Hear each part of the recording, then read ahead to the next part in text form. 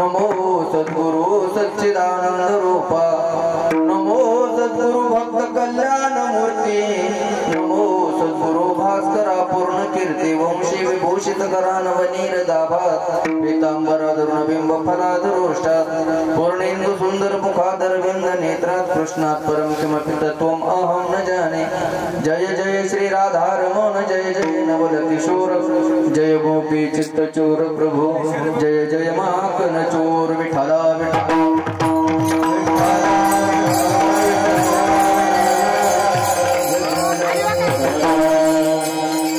आता तरी पुढे हाच उपदेश आता तरी पुढे हाच उपदेश नका करू नाश आयुष्याचा सकळांच्या पाया माझे दंडवत आपुडाले चित्त शुद्ध करा प्रस्तुत प्राप्त प्रसंगी प्राप्त समयी प्राप्त स्थळी सेवेसाठी घेतलेला अभंग जगद्गुरु जगद्वंदने महाराष्ट्र भूषण देहू निवासी वैराग्याचे मूर्तिमंत पुतळे संत श्रीमंत जगद्गुरु तुकोबाराय यांचा 4 चरणाचा अभंग असून या अभंगामध्ये जगद्गुरु तुकोबाराय मानवी देहाला आलेल्या सर्वच जीवांना या ठिकाणी उपदेश करतायत विठाला विठाला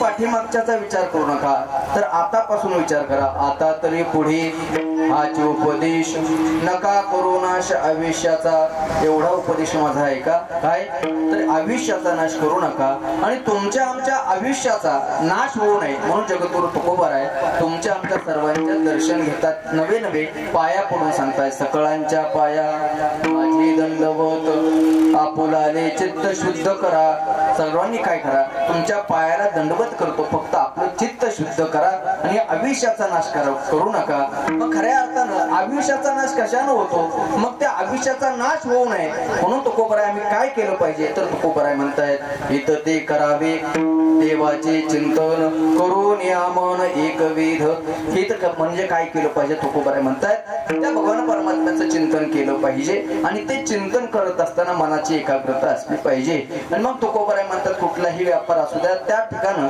तुम्ही केलेल्या साधनेचं फळ जे आहे तुकोबाराय म्हणतात तुकवा म्हणे लाभ होय तो व्यापार तरी काय फार शिकवावे या केलेल्या साधनाचं फळ जे आहे ते तुम्हाला उत्कृष्ट असं प्राप्त होईल विठाला विठाला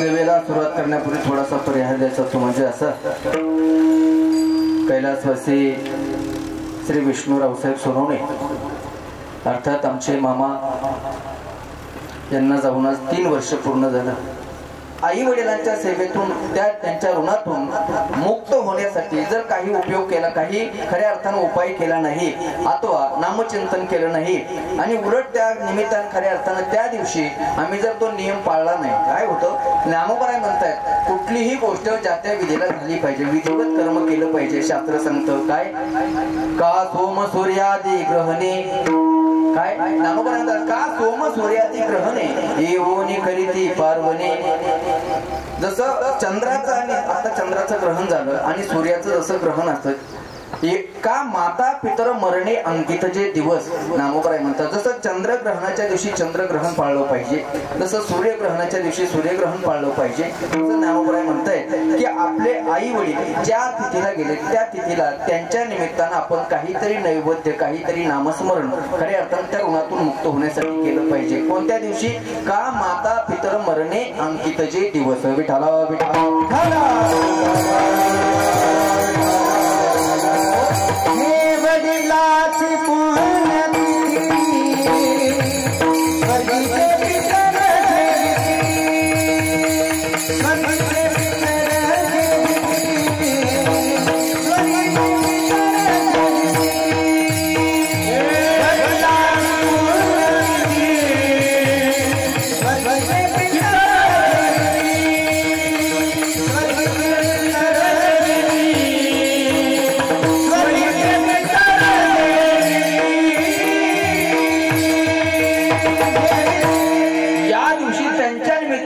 जे सेवा करत असतो त्या सेवेचं ते खऱ्या अर्थानं ग्रहण करतात महाराज म्हणतात. आणि मग या दिवशी जर आपण त्या निमित्तानं जर खऱ्या अर्थानं हे कार्य केलं नाही, आणि खरं सांगू का, तो दिवस ठरलेला असतो. काय पुण्यस्मरण करण्याचा दिवस ठरलेला असतो. आता खऱ्या अर्थानं पितृपक्ष चालू झाला. आता पितरपट आपल्या भाषेत पितरपट चालू झाला. मला सांगा तो कोणत्या दिवसाला करता येतो? ज्या तिथीला आपले पूर्वज गेलेले असतात त्या तिथीला केलं पाहिजे. काय होतं, कधी कधी दशक्रिया विधी अगोदर घेतला तरी चालतो बरं का, 5व्या दिवशी केला तरी चालतो, 7व्या दिवशी केला तरी चालतो, आणि 10व्या दिवशी केला तरी चालतो. कदाचित एखादा 3ऱ्या दिवशी केला दशक्रिया विधी तरी चालतो. त्या ठिकाणी तो दिवस नाही पाळला तरी चालतो. मग आत घेता येतो किंवा नंतर करता येतो. जर काही अडचण आली तर नंतर करता येतो. पण हे पुण्यस्मरणाचा जो वर्ष श्राद्ध, जे वार्षिक श्राद्ध केलं जातं, वार्षिक श्राद्ध हे त्या तिथीला केलं पाहिजे. जर तुम्ही म्हणत असाल की नाही आम्हाला आता सवड नाही, 8 दिवसानं नाही तर मग काय करू, येत्या रविवारी आम्हाला सुट्टी आहे, मग सुट्टीच्या दिवशी चालत नाही का, तर याच दिवशी खऱ्या अर्थानं आपले पित्र काय करत असतात, आपल्या मुलाकडून आपल्या परिवाराकडून काय करत असतात, आपल्या काहीतरी प्राप्त व्हावं याची अपेक्षा करत असतात.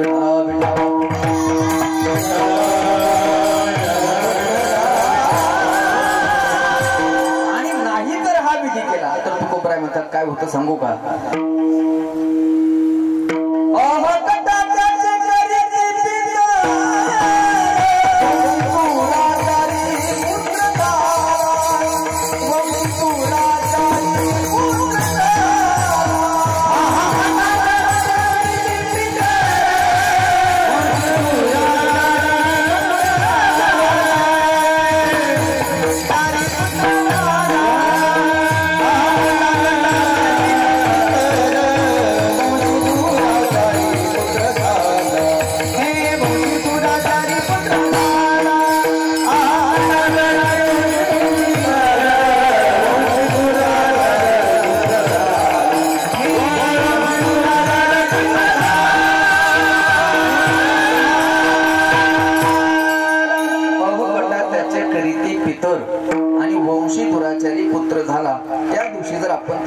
नाही केलं तर ते म्हणतायत अहकटा त्याचे करीत पितर, म्हणजे ते पितर काय करतात, आपल्या नावानं बोट मोडतात किंवा आपल्या नावानं, तुम्ही समजून घ्या का, तर वंशी दुराचारी पुत्र झाला, त्या पुत्रानं जर त्यांच्या ऋणातून नाही मुक्तता केली तर त्या ठिकाणी ते ओरडत असतात, बोट मोडत असतात. आणि मग बऱ्याच वेळेला एखाद्या वेळेला आपल्या घरामध्ये जर अशांती प्राप्त झाली तर आपले लोक काय करतात, ब्राह्मणाकडे जातात आणि ब्राह्मण काकाला विचारतात काय करावं, एवढं कष्ट करतो परंतु घरात सुख समाधान प्राप्त होत नाही. आणि मग त्यावेळेला ब्राह्मण काका सांगत असतात काय करावं लागेल, तुम्हाला शांती करावी लागेल. कशाची, तुम्हाला पितृशांती करावं लागेल. का, तर तुमच्या घरामध्ये पितृदोष लागलेला आहे. मग पितृदोष काय येतो, तर त्याचं कारण आहे आपण त्या दिवशी त्या श्राद्ध खऱ्या अर्थानं त्या तिथीच्या दिवशी त्यांना आपण खऱ्या अर्थानं काय करत नाही, त्यांचा नैवेद्य वगैरे करत नाही. विठाला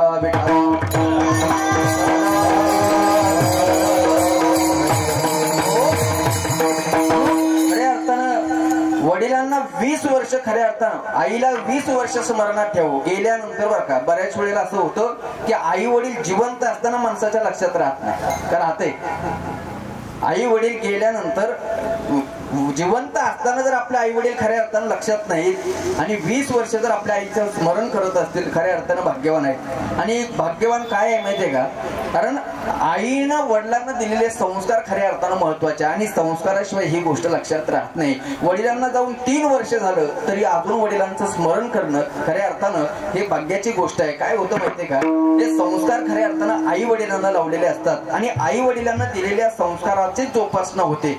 नाहीतर बऱ्याच वेळेला असं होतं, आता काही काही ठिकाणी आम्ही जर गेलो ना तर ब्राह्मण काकाला कधी कधी फोन येतात का हो, आता तुमच्या गावातलं नाही सांगत पण आमच्या इकडे सांगतो, आमच्या इकडे पित्र कधी येत म्हणून कोणाला विचारतात माहितीये का, कोणाला, तुमच्याकडे विचारतात का, कोणाला, ब्राह्मणाला विचारतात का हो काका आमचे पित्र कधी आहेत, कोणाला विचारतो, ब्राह्मण काकाला. पित्र कोणाचे, आमचे. बाप मेलाय कुणाचा, आमचा. आणि पित्र सांगायचे कुणी, म्हणजे आमच्या वडिलांचे, आमच्या आईचे पित्र कोणत्या दिवशी असतात, कोणत्या, आमची आई कोणत्या तिथीला गेली, आमचे वडील कोणत्या तिथीला गेलेत हे सुद्धा आम्हाला माहिती राहत नाही, हे सुद्धा आम्ही लक्षात ठेवत नाही. पण 20 वर्षापूर्वीच्या वडिलांची तिथी आणि 3 वर्ष झालं आईला तरी सुद्धा ती तिथी लक्षात ठेवणं हे आई वडिलांचे संस्कार आहेत.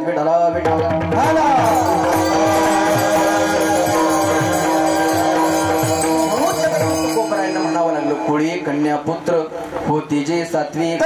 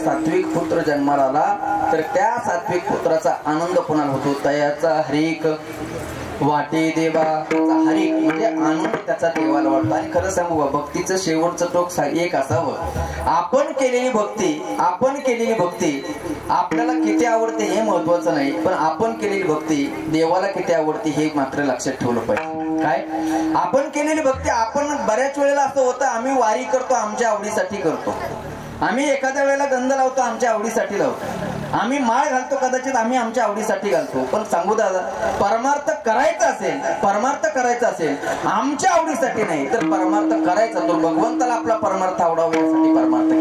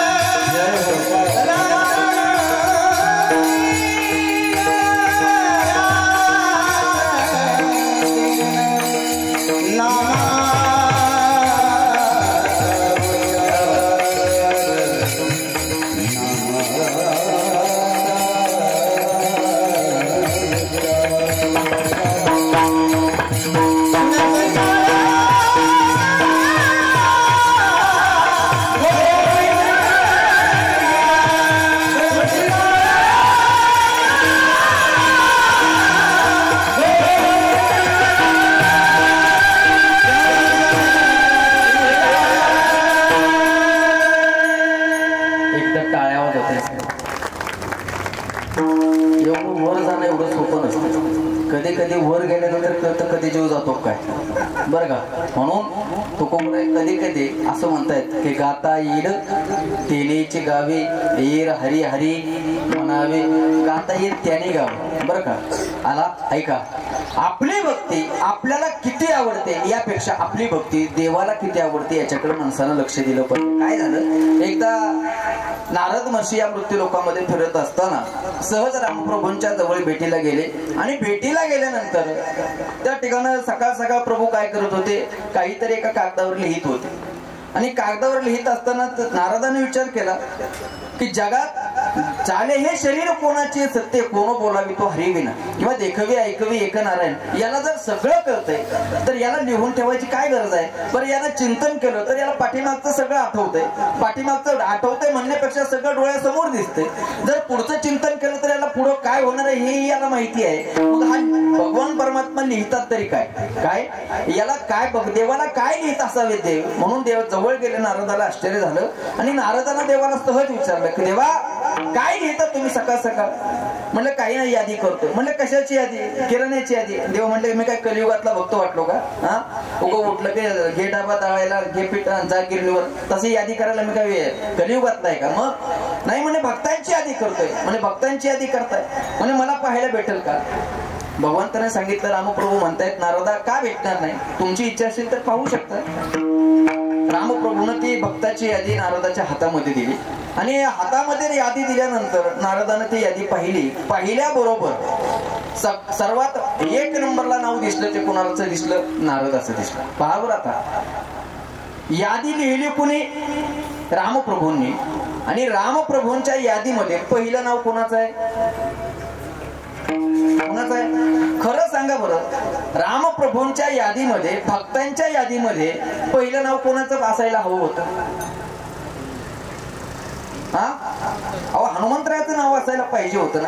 पण तिथं नाव होतं नारदाचं. नारदाला एवढा आनंद झाला. पण कधी कधी असं होतं आपण जर थोडस उंच गेलं तर काय होतं माहिती आहे का आपल्या खाली किती जण आहेत आपण हे पाहत असतो. काय होतं एखाद्या मुलाचा जर शाळेत नंबर आला त्याला जर 90% मार्क पडले तर तो म्हणतो नापास किती झाले ते पाहिलं पाहिजे.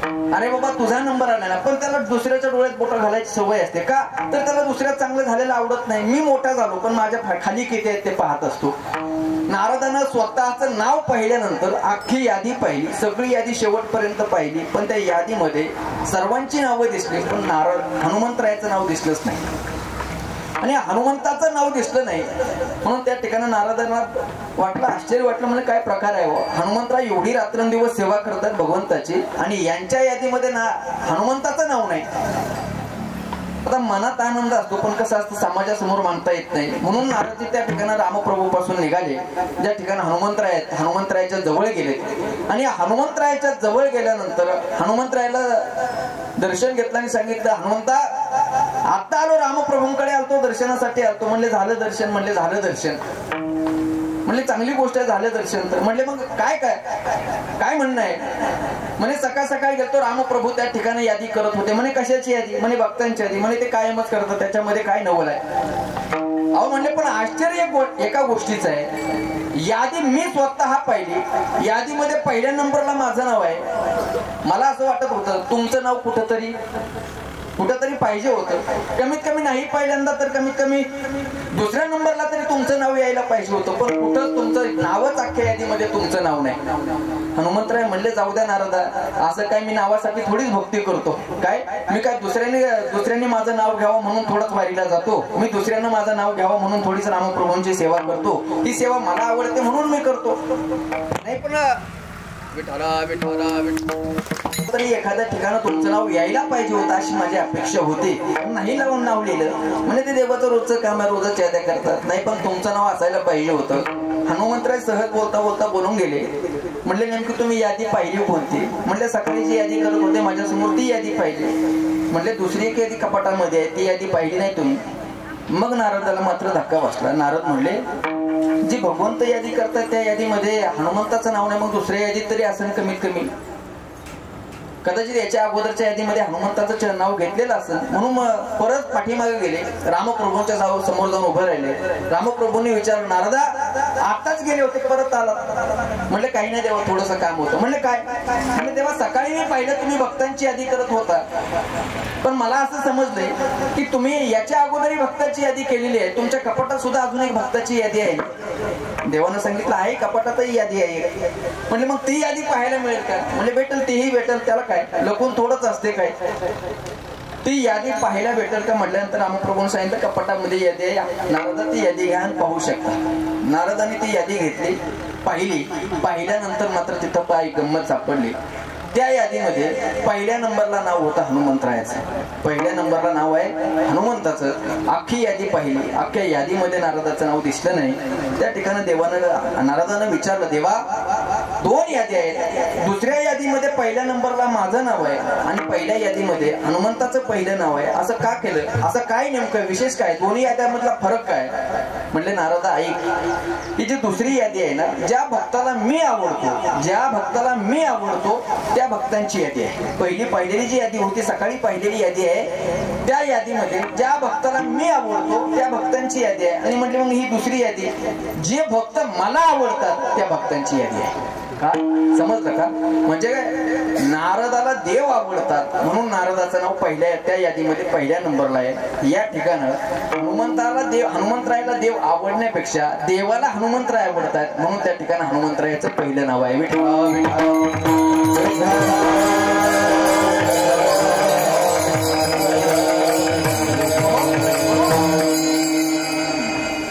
भक्ती करत असताना आपली भक्ती आपल्याला किती आवडते यापेक्षा आपली भक्ती देवाला किती आवडते याच्याकडे आपण लक्ष दिलं पाहिजे. आणि जगद्गुरु तुकोबाराय म्हणतायत, खऱ्या अर्थानं भक्ती करण्यासाठी, भगवंताचं चिंतन करण्यासाठी आम्हाला सर्वांना मनुष्य देह प्राप्त झाला. कशासाठी देवानं आपल्याला हा देह दिला?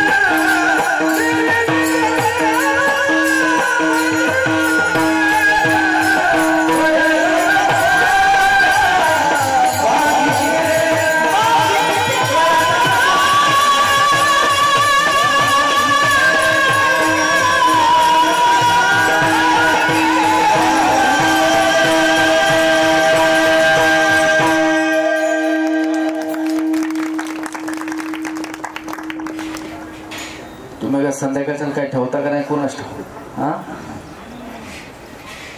देवे देह दिला भजना गोमटा, तोया झाला फाटा बाधिकेचा. देवानं देह दिला भजनासाठी दिला, पण झालं फरक एवढा आहे, आम्ही तो देह भजनासाठी खर्च न करता आम्ही देह कशासाठी खर्च करतो? आम्ही म्हणताना कदाचित कधी कधी असंही म्हणतो, काय देवे देह दिला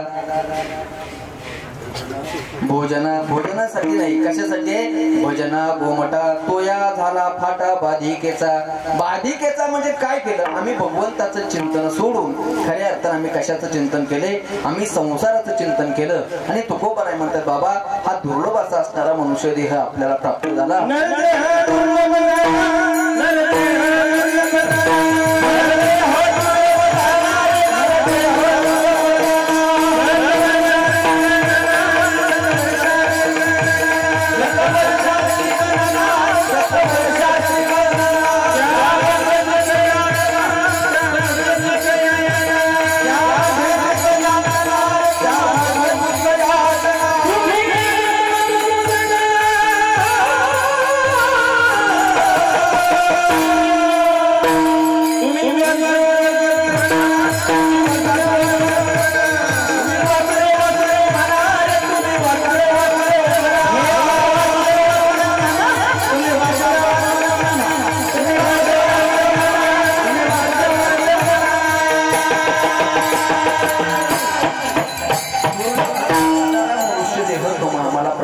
भागवतामध्ये फार गोड चिंतन आहे. दुर्लभो मानुषो देहो देहिना तत्रापि दुर्लभं मन्ये वैकुंठ प्रिय मनुष्य देह तुम्हाला प्राप्त झाला. मग तुकोबराय म्हणतात आता एक करा, हा देह व्यर्थ वायाला घालण्यापेक्षा तो त्या देहानं काय करा, आता तरी सावध व्हा आणि सावध होऊन काय करा, सावध झाल्यानंतर तुम्हाला या देहाची किंमत कळेल. आणि या देहाची किंमत एकदा का कळाली तर तुकोबराय म्हणतात तुमच्या आयुष्याचा नाश होणार नाही आणि आयुष्याचा आपला नाश होऊ नये म्हणून तुकोबराय अभंगाच्या पहिल्या चरणात वर्णन.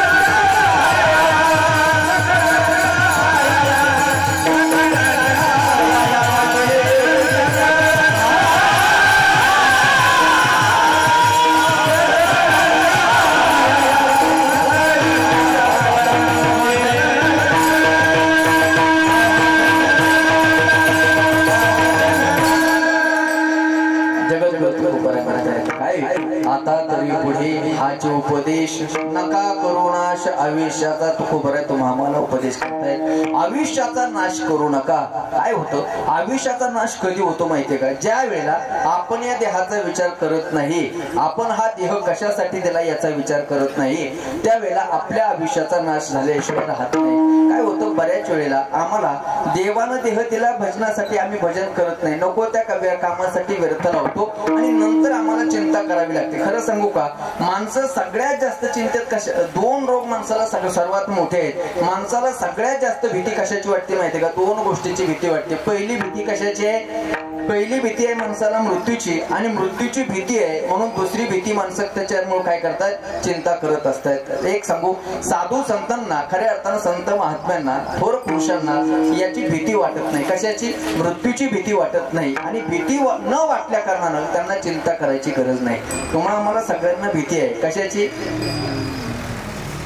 खरं सांगा, माणसाला जगण्यासाठी काय लागतं, खऱ्या अर्थानं शास्त्र सांगतं मनुष्याच्या किंवा आम्हाला शाळेमध्ये शिकवलं जातं माणसाच्या मूलभूत गरजा किती आहेत, तीन मूलभूत गरजा आहेत. पहिले अन्न, दुसरा वस्त्र आणि तिसरा निवारा. अन्न, वस्त्र, निवारा ह्या तीन मूलभूत गरजा शास्त्रानं सांगितल्या किंवा शाळेमध्ये आम्हाला शिकवताना सांगितलं की या तीन मूलभूत गरजा आहेत. या तीन गोष्टीशिवाय माणूस जगू शकत नाही. ऐका, पण त्याच्याबरोबर आपण जर पुन्हा संसारी पद्धतीने जर चिंतन केलं तर अजून दोन गोष्टीची आवश्यकता वाटते. कशाची, एक आहे मान माणसाला भेटला पाहिजे आणि दुसरी गोष्ट काय भेटलं पाहिजे, सत्ता माणसाच्या हातामध्ये आली पाहिजे. एक सत्तेची अपेक्षा आहे आणि एक मानाची अपेक्षा आहे. बरोबर आहे ना.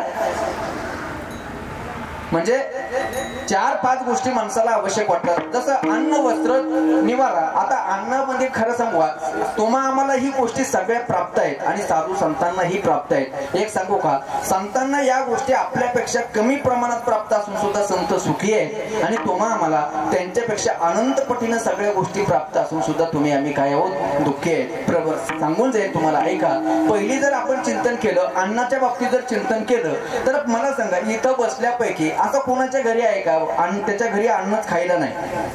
किंवा असं तुम्ही 10-15 वर्षापासून तुम्ही कधी ऐकलंय का की एखाद्या घरातली एखादी स्त्री अन्न मिळत नाही म्हणून त्या घरातली स्त्री मेली असली तर सांगा, तिला आपण मदत करू. हा, झालंय का? कोणाच्या घरात अन्न मिळत नाही म्हणून एखाद्या घरातला माणूस गेलाय असं सांगा बरोबर. मेलाय?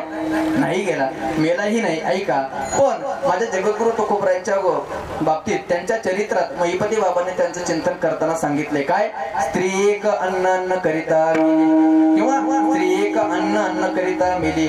म्हणजे एक स्त्री घरामध्ये अन्न नाही म्हणून अन्न करता निघून गेली, म्हणजे मेली, त्या ठिकाणी मरण पावल्या. मला सांगा, तसं तुमच्या आमच्या घरामध्ये परिस्थिती आहे का? पण ऐका, त्यांच्या घरात अन्न नाही तरी संत सुखी आहेत आणि तुमच्या आमच्या घरात एवढं अन्नधान्य आहे, एवढं अन्नधान्य आहे, तरी आम्ही काय आहोत, दुःखी आहोत. का? कितीही अन्न असले तरी आम्हाला दुःखच आहे. काय झालं, एका राजाला जुन्या महाराज लोक दृष्टांत सांगतात, एका राजाच्या घरी एवढी श्रीमंती होती की त्याला आपल्या मुनीमजीला सांगितलं, का रे जा लवकर आणि आपल्या गोदामात किती श्रीमंती आहे याची चौकशी करून या आणि विचारून या, चौकशी करा, मोजून या किती संपत्ती आहे आपल्याकडे. मुनीमजी हुशार होते त्या काळातले. मुनीमजी गेले, 1 तास 1.5 तासात परत फिरून आले. राजाने विचारलं, का रे किती श्रीमंती आहे, आपल्या धन किती आहे आपल्या कोठारामध्ये?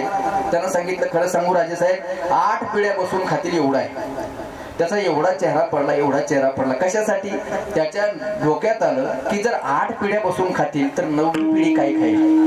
काय 8 पिढ्या जर माझ्या बसून खाणार आहेत तर माझी 9वी पिढी काय खाईल? असं करता करता त्याचा चेहरा पडला आणि चेहरा पडल्यानंतर त्या मुनीमजीनं विचारलं, राजेसाहेब का चेहरा पडला? मला 9वी पिढी काय बसून काय खाणार याची मला चिंता वाटते. ते म्हणले, राजेसाहेब ऐका, तुमची चिंता जर दूर करायची असेल ना तर आपल्या गावाच्या बाहेर जो डोंगर आहे ना, त्या डोंगरावर एक साधू महात्मे आले, आपण त्यांच्याकडे जाऊ आणि तुमच्या चिंतेचं निरसन करू. राजे म्हणले, असं? म्हणजे लगेच चला म्हटल्यानंतर म्हणे, काय असतं, काही जागा अशा असतात मोकळ्या हाताने जायचं नसतं. गुरुच्या जवळ जाताना कधी मोकळ्या हाताने जाऊ नये, संतांच्या जवळ जाताना कधी मोकळ्या हाताने जाऊ नये, अजून राजाकडे जाताना कधी मोकळ्या हाताने जायचं नसतं. म्हटले मग साधूच्या दर्शनाला चालले, काहीतरी त्यांना खाण्यासाठी त्यांना काहीतरी आपण घेऊन गेलं पाहिजे. मग काहीतरी घ्यावं म्हणून थोडेसे फळं घेतले आणि फळं घेऊन त्या साधूच्या जवळ गेले. फळं घेऊन साधूच्या जवळ गेल्यानंतर साधू बिचारे जेवण करून आपले बसले होते, निवांत बसले होते. साधूनं पाहिलं की माझ्या समोर राजा आलाय. विचारलं, राजेसाहेब कशासाठी आले? नाही म्हणे, काही नाही, दर्शनासाठी आलो म्हटल्यानंतर त्या राजानं दर्शन घेतलं. राजा खाली बसल्यानंतर साधूचं लक्ष त्या पिशवीकडे गेलं. त्यानं सांगितलं, साधूनं विचारलं की राजा, अरे हे कशासाठी आणलं? काय हे आणलंय कशासाठी? त्यानं म्हटलं, नाही महाराज, तुमच्यासाठीच आणले. काय बाबा, तुमच्यासाठीच आणले? ते म्हणले, मी आता जेवण केले, मला काय गरज आहे याची? चल घेऊन जा, याची मला गरज नाही, तुझं तू घेऊन जा. तो म्हणला, नाही आताच लागलं तरी कमीत कमी संध्याकाळी खा. काय अहो, आताच जरी तुमचं भोजन झालं असलं तरी काय वायाला जाणार आहे का? संध्याकाळी खा. त्यानं सांगितलं, पहिलं उचल आणि चालता म्हणे. का? म्हणजे अरे मी आता जेवलो ना, मी संध्याकाळचा विचार करत नाही, हे पहिलं उचल आणि घेऊन जा. राजाने ते पिशवी उचलली, फळाची निघाला आणि निघाल्यानंतर साधूच्या लक्षात आलं, राजा नेमका आलता कशासाठी आपण विचारलं नाही. काय राजा नेमका आलता कशासाठी हे मात्र विचारलं नाही. म्हणून त्या साधूने विचारलं, राजा अरे चालला खरं, पण तू आलता कशासाठी हे मला काही बोलला नाही. राजानं सांगितलं, महात्मे बाबा, तुमचं एवढ्यावरच माझं उत्तर कळालं मला. काय मी ज्याच्यासाठी आलतो त्याचं उत्तर मला कळालं. काय कळालं? अरे जो राजा विचार करत होता माझी 8वी पिढी बसून काय खाईल, 9वी पिढी बसून काय खाईल, त्या राजाला उत्तर कळालं. जर साधू दुपारी जेवला तर संध्याकाळची चिंता करत नाही. मी एक राजा असा आहे, 8 पिढ्या बसून खाईल तर खातील तरी 9व्या पिढीचा विचार करतोय. विठाला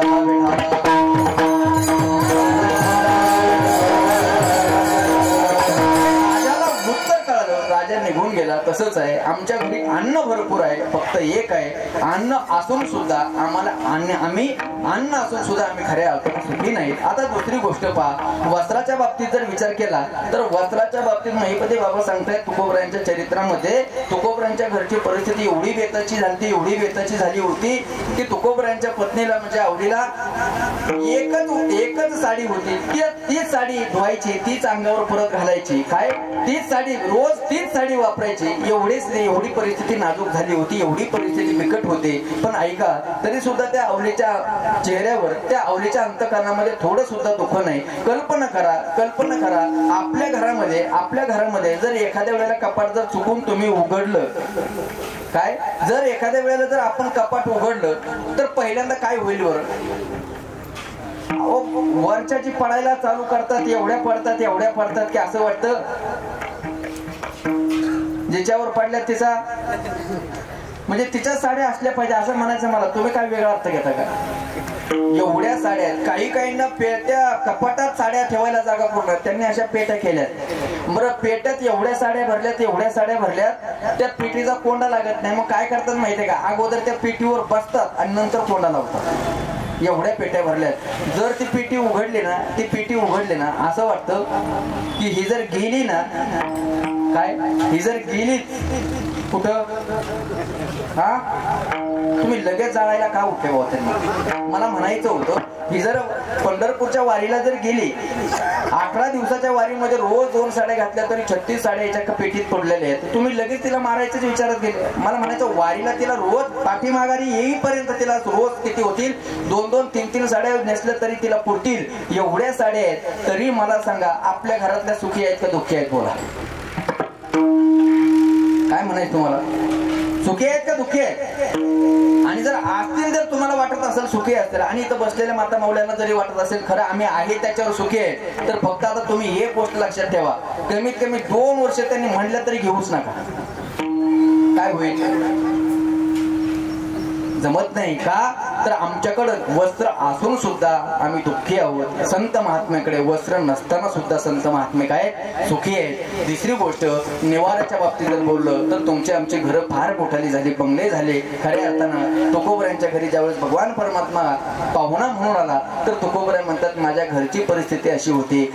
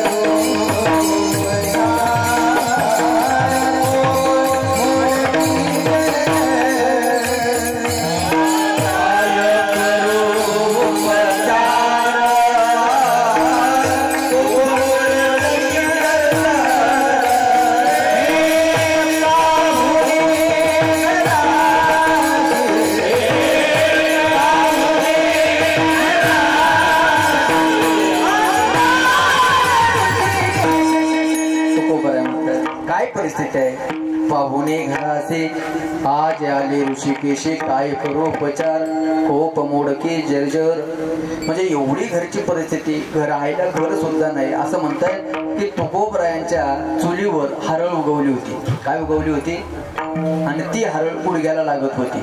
मला सांगा, चुलीवरची हरळ जर गुडघ्याला लागत असेल तर चूल पेटली कधी असेल? येते का लक्षात? कधी पेटली असेल वर? मग तुकोबरायांच्या घरची परिस्थिती एवढी आहे. असं म्हणतायत की तुकोबरायांना पौर्णिमेचा चंद्र, अमावस्याचा चंद्र, कोणताही चंद्र पाहायला दारातून बाहेर जावं लागत नव्हतं. काय चंद्र पाहायला, चंद्राचं दर्शन घ्यायला तुकोबरायांना कधीच घराच्या बाहेर निघावं लागत नव्हतं. का तर घरात पडल्या पडल्या चंद्र दिसत होता. म्हणजे याचा अर्थ लावून घ्या, काय किती मस्त किती छान बंगला असला पाहिजे. अहो तुकोबरायांना रोज चंद्रदर्शन होत होतं. रोज चंद्रदर्शन म्हणजे घरावर छत सुद्धा राहिलं नव्हतं. एवढी परिस्थिती असताना सुद्धा तरी संत सुखी आहेत. आणि तुमच्या आमच्याकडे सगळं असून सुद्धा आम्ही काय आहोत, दुःखी आहोत. मानाच्या बाबतीत जर विचार केला तर मानाच्या बाबतीत तुम्हा मला तरी थोडाफार मान आहे. मान आहे का नाही आपल्याला खरं सांगा. लग्नापासून लहानपणी जरी नाही मान भेटला तरी लग्नापासून तरी मान भेटतो का नाही. लग्नात मान भेटतो का नाही. लग्नामध्ये तो नवरदेव असा नटलेला असतो, सजवलेला असतो, बरोबर आहे ना. आणि मग त्या नवरदेवाच्या आणि नवरीच्या पाठीमागे उभा राहिला कोण असतो.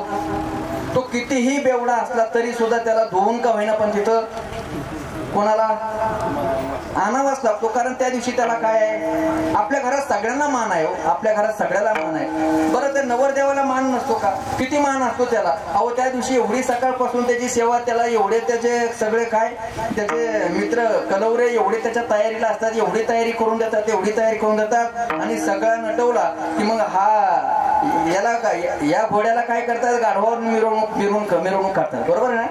नाही घोड्याला नाही, काय नवरदेवाला गाढवा मिरवणूक नाही, नवरदेवाला घोड्यावरून त्याला मिरवून आणतात. म्हणजे त्याला किती मान आहे. बरं तो नवरदेव पुन्हा लग्नाच्या त्या मंडपाच्या दारामध्ये आला की पुन्हा काय, कुणाला मान असतो, पुन्हा त्याच्या मावळणीला मान असतो. मग ती मावळण एवढी हुशार असते, 150 रुपयाची टीप आणती, नाही तर 150 रुपये दाबा आणती, पण 1,500च्या साडीची वाट पाहते. का तर तिला तिथं गेल्या की मान आहे, तिला तिथं गेल्या की मान आहे. अजून सांगू का, पुन्हा लग्न लागल्यानंतर सुद्धा त्या नवरीच्या सोबत असणाऱ्या त्या चोरट्या त्यांना सुद्धा मान आहे. काय चोरायला कोणाला मान आहे, त्या चोरट्याने आपल्या कलवऱ्यांना काय असतो, त्या मान असतो. का त्यांनी जी चप्पल चोरली, ते बुट चोरले तरी चालतं. का तर त्यांचा तो मान आहे.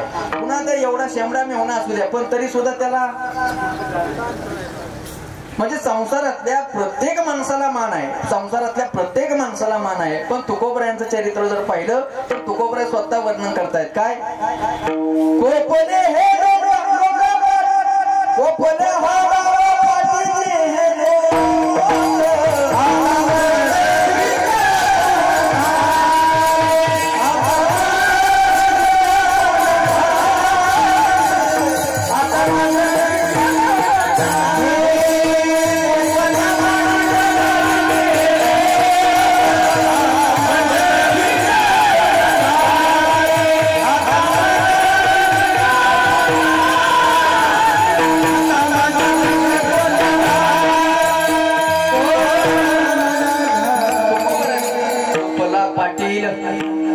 म्हणजे पहिल्यापासून पाटील लोक कोपत होते बरं का.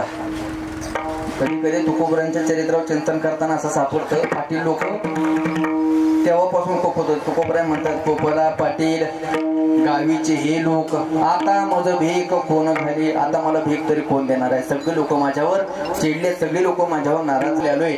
सगळे अलंकार आम्ही आमच्या अंगावर धारण केले. काय करतोय आम्ही, आनंदानं काय करतोय, निर्भयतेने आम्ही डुलतो. सर्व सुख झालो, सर्व सुख झालो,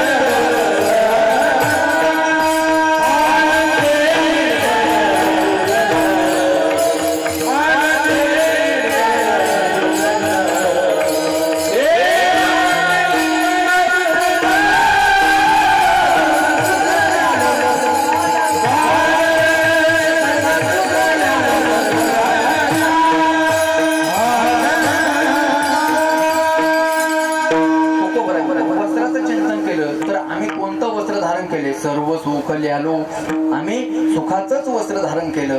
अलंकाराच्या बाबतीत जर बोलले, धनाच्या बाबतीत बोलले तर सर्व अलंकार. अजून खाण्याच्या बाबतीत जर बोलले तुकोबराय तुका म्हणे खातो आनंदाचे लाडू. म्हणजे आहे त्या परिस्थितीला सुद्धा संत महात्मे गोड करून घेतायत आणि आनंदात राहतायत. आमच्याकडे सगळं असून सुद्धा आम्ही कायम चेहऱ्यावर 12 वाजलेत आमच्या. हा कोणी विचारणार मग बरं चाललंय का, कसं काय चाललंय, बरं आहे का? तू मध्ये कशाचं बरं आहे महाराज, नुसतं म्हणायचं बरं. काय रोग आला होय तुला, हा का फाशी आली, कुठं कापाय चालवलं तुला म्हणून कशा लोक उगाच म्हणायचं बरं म्हणून बरं म्हणायचं. कशाचं बरं चाललंय, कशाचं काही नाही दादा. ऐका, सगळं असून सुद्धा आम्ही खऱ्या का चिंतित राहतो? कारण आम्हाला सगळ्यात मोठी चिंता आहे. आम्हाला चिंता माणसाला काय करते, जाळत राहते. आणि चिंता कशाची आहे तर आम्हाला मृत्यूची चिंता आहे. का तर प्रत्येकाला वाटतं की आमचा मृत्यू चांगला झाला पाहिजे.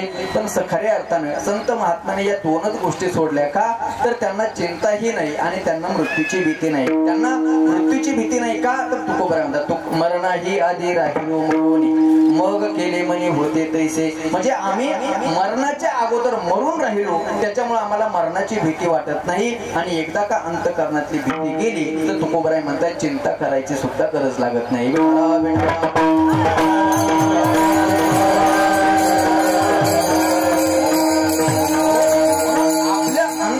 भीती घालवायची असेल, खऱ्या अर्थानं तुकोबराय म्हणतायत की मृत्यूची भीती घालवायची असेल, ती चिंता दूर करायची असेल तर एवढा उपदेश घरी घेऊन जा. काय तुम्ही फक्त आयुष्याचा नाश करू नका.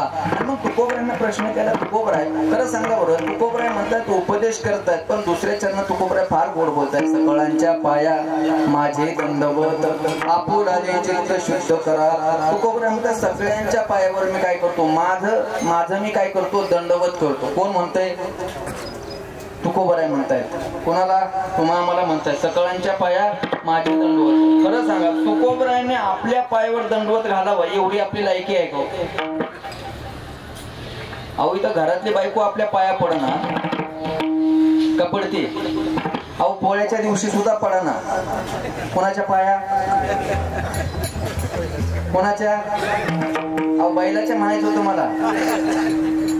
पोळ्याच्या दिवशी सुद्धा ती पाया पडना. बैलाच्या म्हणजे गोठ्यातल्या म्हणायचे मला, घरच्या नाही. घरातल्या माणसाच्या कधी पडाय? अहो आपली बायको आपल्या पाया पडेना आणि तिथं तुकोबराय आपल्या पाया पडतात. खरंच आपली उभी लायकी आहे का? पण तरी तुकोबराय म्हणतात काय, सगळ्यांच्या पाया माझे दंडवत आपुलाले चित्त शुद्ध करा. काय बरं, काय नम्रता असली पाहिजे. खरं सांगू का, या महाराष्ट्रीयन साधूची एकच मोठी नम्रता आहे. काय एकच मोठी गोष्ट आहे, एवढी नम्रता आहे, एवढी नम्रता आहे. कितीही लोकांना त्रास दिला तरी तुकोबराय म्हणतात सगळ्यांच्या पाया पडतो. का माहितीये का?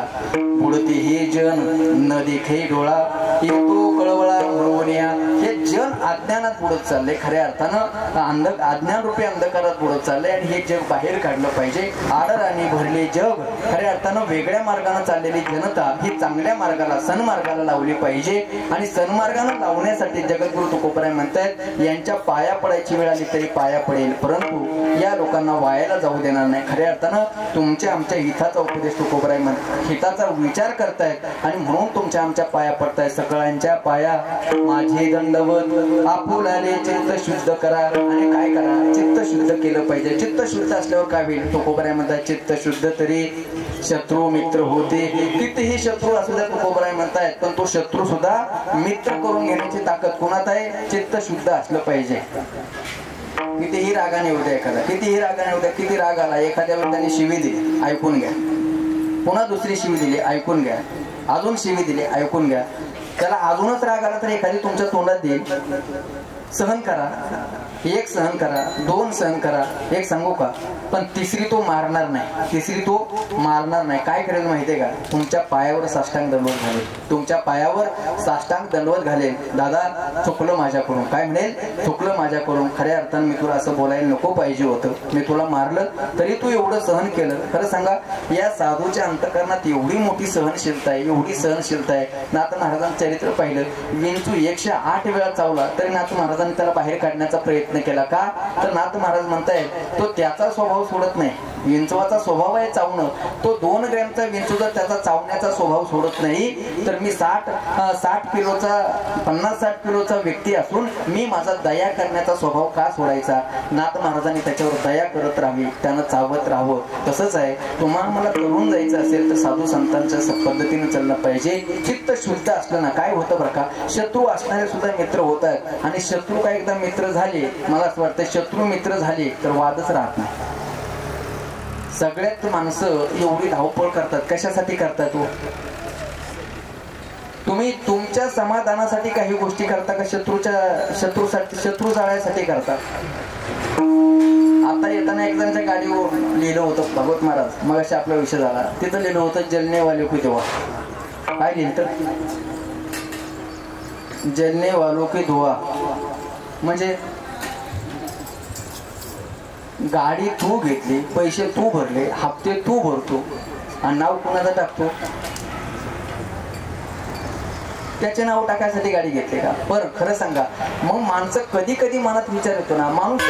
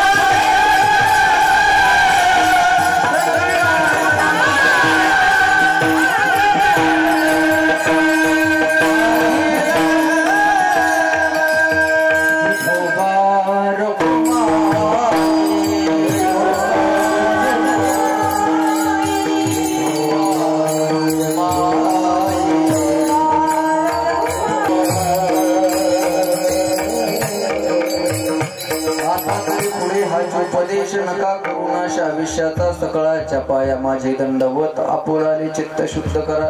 हित ते करावे देवाचे चिंतन करून या मन एकविध. तुकोबाई म्हणतात हित जर आपलं साधून घ्यायचं असेल तर एकच केलं पाहिजे, भगवंताचं चिंतन केलं पाहिजे. चिंता जिवंतपणे जाळते आणि चिंतन हे खऱ्या अर्थानं माणसाला जिवंतपणे हे तारतं आणि मेल्यानंतर सुद्धा तारतं. म्हणून चिंतन माणसाने केलं पाहिजे. काय होईल चिंतनानं? चिंतने चिंतने तद्रुपता.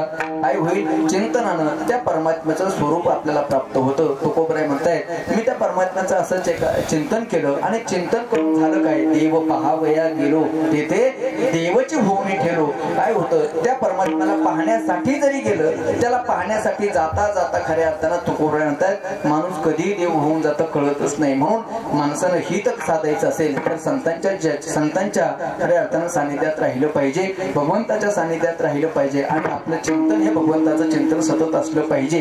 काय होईल तुकोबराय म्हणतायत आपण असाही व्यापार करतोच असेही कामं करतोच, मग आम्ही आमची कामं सोडून द्यायचे. तुकोबराय म्हणतायत त्या कामामध्ये तुमचं हित होईल सांगता येणार नाही, तुम्हाला त्या कामानं काही लाभ होईल सांगता येणार नाही, पण भगवंताचं चिंतन केलं तर तुका म्हणे लाभ होय तो व्यापार. काय तरी काय फार शिकवावे, फक्त काय करा बाकीचे कामं सोडू नका. तुकोबराय म्हणतात कामामध्ये, नाथ महाराज म्हणतात कामामध्ये काम काही म्हणा राम राम. आणि खऱ्या अर्थानं प्रत्येक गोष्टीला कामामध्ये काम करत असताना भगवंताचं चिंतन करणारे खऱ्या अर्थानं मामांना 1 वर्षापूर्वी जाणं झालं.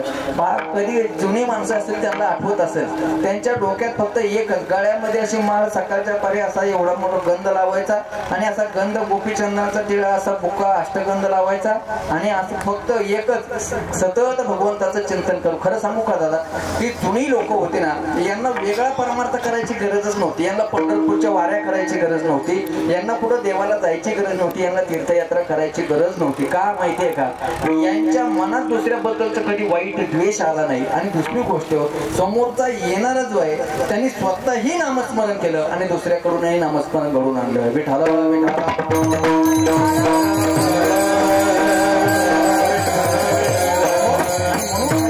त्याच संसाराचं त्याच नामसाधनेचं खऱ्या अर्थानं हे फल असलं पाहिजे की गेल्यानंतर सुद्धा 3 वर्ष खऱ्या अर्थानं ही साधना खऱ्या अर्थानं त्यांची मुलं खऱ्या अर्थानं तेच पुण्यस्मरण या ठिकाणी करतायत. म्हणून खऱ्या अर्थानं साधना ही फार महत्वाची आहे. कधी कधी असं असतं माणसाने साधना माणसाच्या जवळ असली पाहिजे, संकल्प माणसाच्या जवळ असला पाहिजे.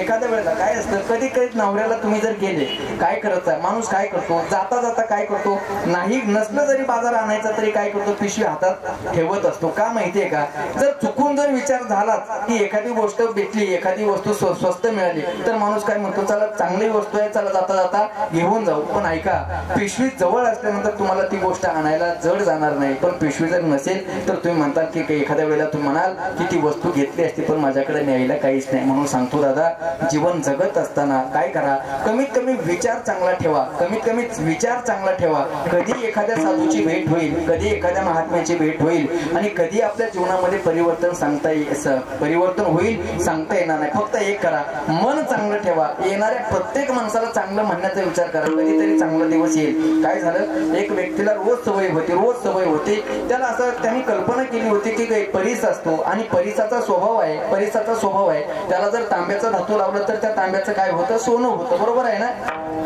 जागे आहात का तुम्ही, तांब्याचं सोनं होतं का, मग हा कसं करता, लोखंडाचा स्पर्श झाला, लोखंडाला जर परिसाचा स्पर्श झाला तर त्या लोखंडाचं काय होतं, सोनं होतं. म्हणून त्याच्यावर मनात कल्पना होते की ज्या अर्थी परिसाचं नाव आहे त्या अर्थी या जगात परीस सुद्धा असलाच पाहिजे, परीस असला पाहिजे. म्हणून त्यानं काय केलं, एक अशी लोखंडाची साखळी त्यानं गळ्यात अडवली. जसं हा हार आहे त्या हारासारखं त्यानं कशाची साखळी घातली गळ्यामध्ये, लोखंडाची साखळी गळ्यामध्ये घातली. लक्ष देऊन ऐका सज्जनो.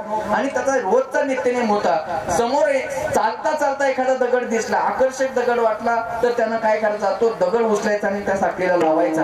साखळीकडे पाहायचं, साखळीला सोनं झालं का, नाही सोनं झालं दगड टाकून द्यायचा.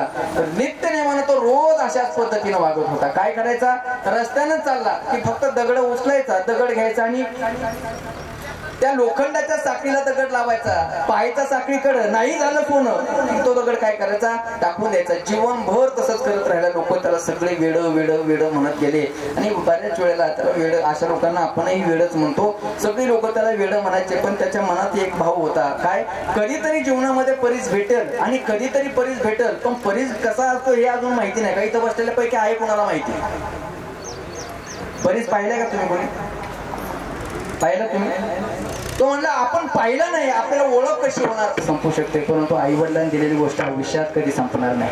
काय, देवानं दिलेली गोष्ट संपेल हो, पण आई वडिलांनी दिलेली गोष्ट संपणार नाही. देव किती देईल, देवाचा स्वभाव आहे घेशी तेव्हा आणि जेवढं देतात त्याच्या डबल तो देईल. पण ऐका, आई वडिलांनी दिलेलं आहे ना, तो घेत नाही काही, बिना मोबदल्याचं दिलेलं असतंय. कधी लाभाविन प्रीती, लाभाची अपेक्षा न करता दिलेलं असते. म्हणून ते आहे तोपर्यंतही तुम्हाला संपणार नाही आणि ते गेले तरी त्यांच्या आशीर्वाद रूपी खऱ्या अर्थानं आशीर्वाद तुमच्या पाठीशी राहतील आणि तुमच्या घरात खऱ्या अर्थानं त्यांच्या आशीर्वादानं तुमच्या घरात कशाचीही कमी पडणार नाही. एवढीच ज्ञानोबराच्या चरणी प्रार्थना करतो. धावत्या वेळेमध्ये सेवा करण्याचा प्रयत्न केला. खऱ्या अर्थानं जे चुकीचं असेल माझ्या बुद्धीचा दोष म्हणून परत करा, जे बरोबर असेल खऱ्या अर्थानं ज्ञानोबराय तुकोबरायांचा आशीर्वाद, खऱ्या अर्थानं सद्गुरू जो महाराज वारकरी शिक्षण संस्थेतील गुरुवार यांच्या मुखातील शब्द आहेत त्याचा स्वीकार करा.